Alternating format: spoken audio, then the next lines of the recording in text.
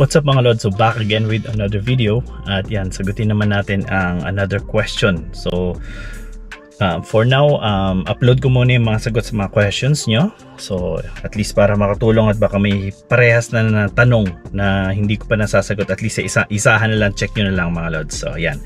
So ito, tanong naman ni Boss Ricarte Channel. Shoutout sa iyo Lods.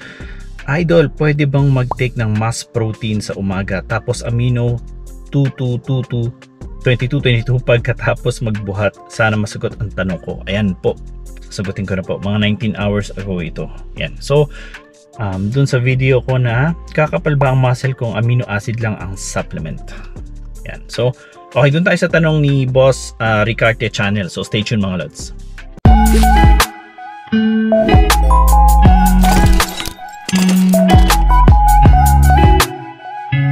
Okay, as usual, sub po kayo sa channel ko. Salamat po to show some support and love na rin. Ayan. So, tanong dito ni Boss Ricarte Channel. Ayan.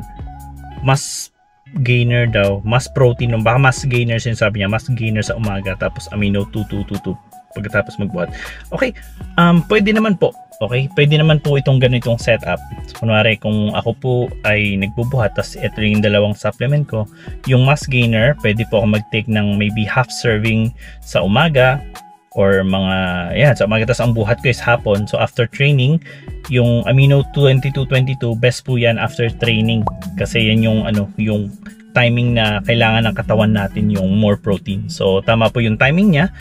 And yung another half rin po ng mass gainer na serving, let's talk about siguro is the servings. Let's say let's talk about yung series ON, series mass. Yan. So nakalagay doon is, if I'm not mistaken, is 2 scoops ang 1 serving nun. So let's say half scoop, kung tinitipid ko siya, syempre depende rin yan sa budget nyo Lods.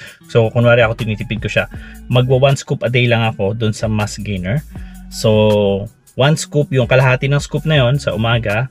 Another kalahati ng scoop I will take after training together with mga 6 capsules tablets ng amino 2222. Yan.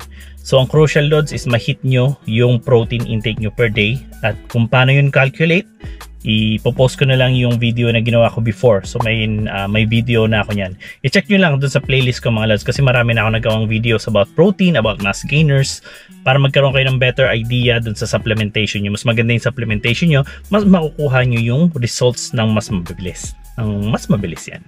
Bubulol na ako. Bubulol. So yun.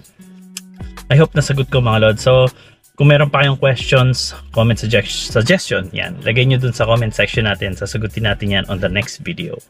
So kung nasan man kayo, stay safe. See you next vid.